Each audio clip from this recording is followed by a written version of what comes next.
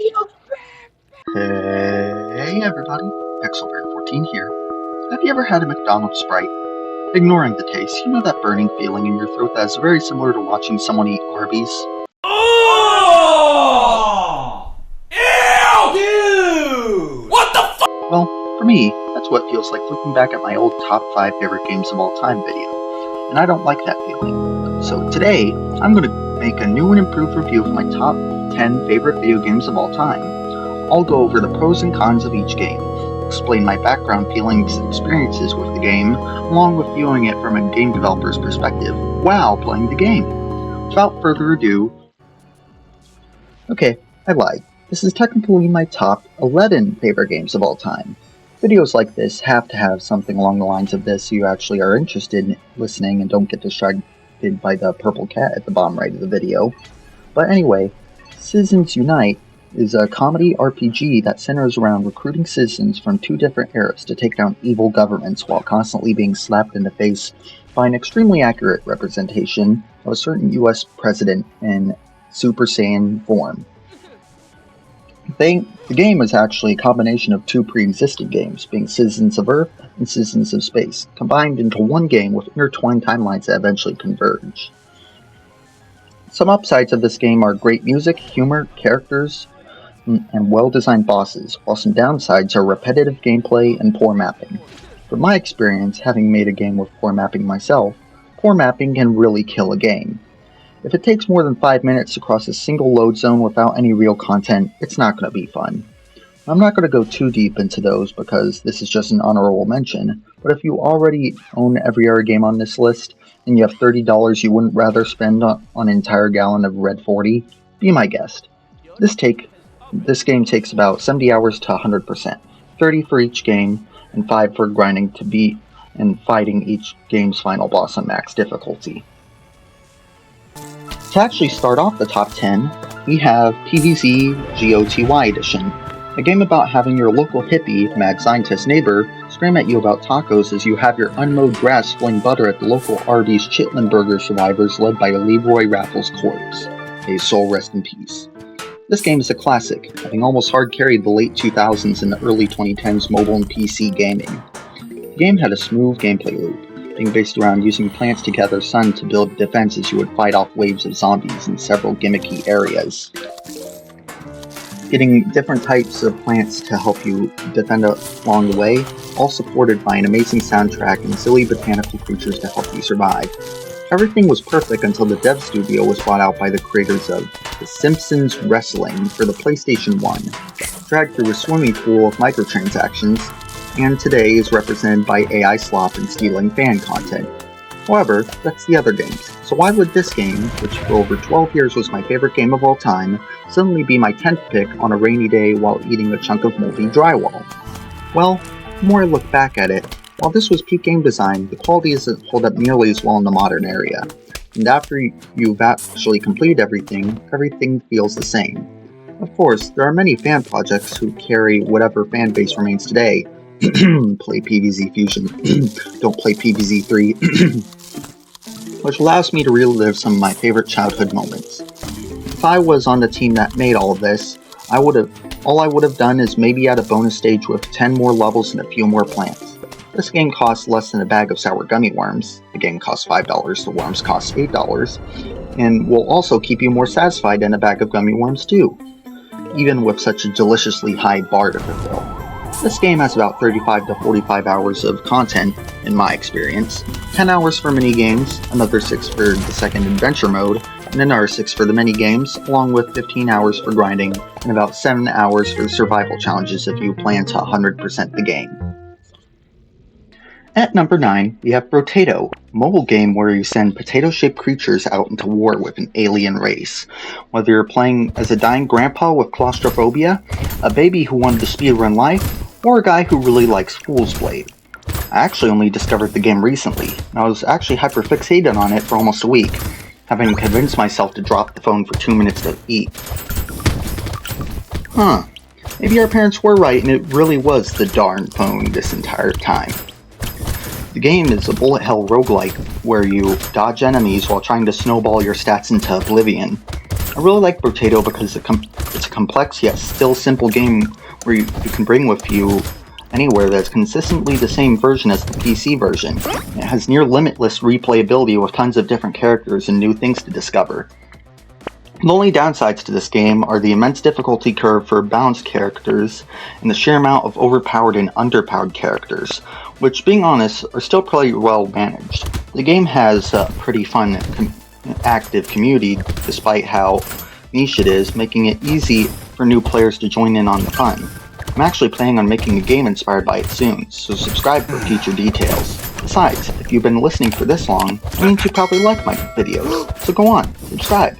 But anyway, the game and its DLC costs about $10 total, not to mention it's currently on sale and getting a whole new DLC soon. And I'd say that the cost is easily worth it. This game has limitless hours of content, but if I had to make a guess, it probably takes about 100 hours to 100%.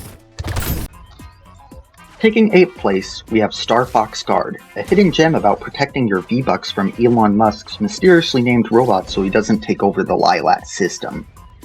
In actuality, Star Fox Guard is a spin-off in the Star Fox series that people say is bad only because it came bundled with one of the worst games in the entire series. I want to buy this! Great, and as a bonus, I'll throw in What Dreams May Come with Robin Williams. No thank you. No charge. I do not want it. But it's free, sir. If that DVD even touches Roadhouse, I will kill you. In actuality, Star Fox Guard is a tower defense game, where, in the best way possible, you basically play as the Five Nights at Freddy's Night Guard, but all the cameras have guns attached to them and you get to blow the animatronics to sweet smithereens as they try to destroy your cameras and steal your sweet, precious metals. I don't know who made the robots would decide to make these robots out of the literal in-game currency, but I'm not complaining. Even for a seasoned veteran at tower defense games like myself, this game actually has a decent challenge, and as an insane level creator in case the main game isn't enough for you, along with 3 secret boss-related enemies that you have to have good timing, patience, and perseverance to unlock by using kindness to serve up those enemies a plate of justice with your ever-determined bravery and integrity. Undertale. The only downsides of the game, in my opinion, are the lack of content after the final boss, along with a somewhat barren story, but if you know Star Fox lore, the game will make sense anyway. As the game dev, this is the type of game that desperately needs a sequel to show how good it can be. The game currently only costs about $15 due to only being available on online markets and GameStop, but you have to have Wii U to play it. The game takes about 15 hours to 100%, main game being about 6 hours, the rest of the time being metal grinding and bonus missions. The game in 7th place on our list is Tomodachi Life Living the dream game for OC makers and story writers. It is also a game catered towards clip farming for YouTubers and streamers alike, such as myself. The premise of the game is simple. You make characters based on whatever you like, whether that be real people, fictional characters, or celebrities, and you design an island for them to mingle and get up to wacky hijinks. There's love too, but 99% of the time your characters will not fall in love with the ones you want, instead opt to fall in love with someone who's already in a relationship. You can also add whatever trinkets and items and clothing you want to the island, allowing for absurdly out-of-context moments that you better screenshot and forget about the rest of time because you're too lazy to take your microSD and transfer them to your computer for YouTube. The main downside to this game is not having nearly enough content. After playing for about a week, you're pretty much beginning the same repeat events over and over, but the game can still be a lot of fun. The game costs $60 and is a Switch exclusive. It can take upwards of 300 hours to 100% the game, but is endlessly replayable. In 6th place, we have Terraria, a game about chopping trees, killing Santa, and being turned into a painting by Eternal that was born in the stratosphere, decided to grow into adult while falling, which decided to land directly on you with a built-in crosshair.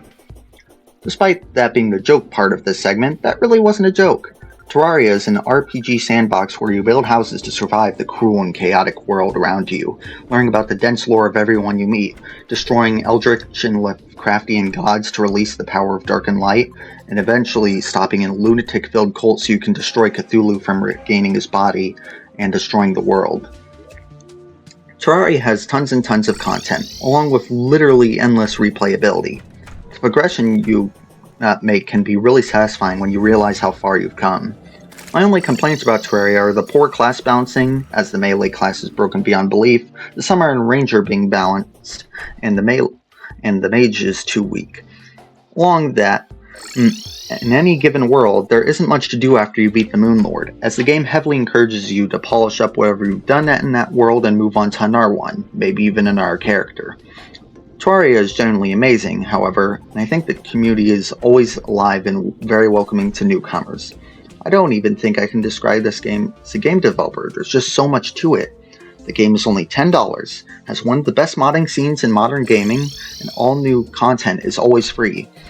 100%ing the game takes about 200 to 300 hours. At 5th, we have the console version of Nexomon Extinction, a game about being an orphan who collects rocks to throw at the local fauna while their cat is denied from the local grocery store because they're a cat and not a dog. Cheerfully, Nexomon Extinction is a monster-catching RPG that is the sequel to Nexomon, which, who guessed it, is a monster-catching RPG, which is the prequel to Nexomon Extinction, a monster-catching RPG, which is the game I'm currently talking about. Still here? Okay, good. The game follows you, the player, as the main character, traversing the world left behind after the events of the first game. Alongside you is Coco, an anthropomorphic cat who is snarky and cowardly and is not a Nexomon. Using devices called Nex Traps, you catch Nexomon to help rid the world you are in of evil and stop a calamity that is just days from happening. The game has an amazing story, hilarious humor, and amazing monster designs. The only downside to this game is that you have to play the original Nexomon game first to understand what's going on, and that's only a downside because the first game is a step down in quality, but is not bad by any means. What? Is that not a real downside? Exactly. The game is $20, just please don't play the mobile version of either Nexomon game. As a game dev, don't try making a full game into a demo and fill the demo with microtransactions, it just won't work. Getting 100% takes about 70 hours, 25 hours for the main game, another 25 for side content, and another 20 for completion. At 4, we have The Binding of Isaac: Repentance, a game about jumping into a basement and holding R until you see a big eye. The Binding of Isaac is a roguelite where you are Isaac, a small child hopelessly exploring a basement and its many floors, hoping to escape your overzealous mom as she tries to sacrifice you to prove her devotion. Power building your way until you reach delirious amounts of strength. The game has so many characters, so many different possible builds, and so many different routes you can take, and in my opinion, is the champion of replayability, as your runs are literally never the same. The game has an intense difficulty curve, and some of the built-in challenges require true mastery of the system. The game also has a great story with more than 20 different endings, requiring you to complete all of them to get the true ending. Not to mention there are even alternate versions of the characters that you can unlock by following specific steps, each with their own twisted gimmicks. Only cows on trash farms dislike this game. For the full experience, the game costs a bit more than $50, but if you want just a taste, the original Rebirth only costs $15. The game takes up about 800 hours to 100%, and even after that the game is still fun. If you're really confident in your skill, give The Binding of Isaac a try. If you aren't, you should still give it a try because it's an awesome game. If you make replayability key, your players will always come back. Starting off the podium at number 3, we have Mewgenics, another game by the creator of The Binding of Isaac, and in this game, you throw cats to evaporate a certain Austrian painter from existence because he sucks. Mugenics is good for both people who haven't played Isaac and for those who know the full story already.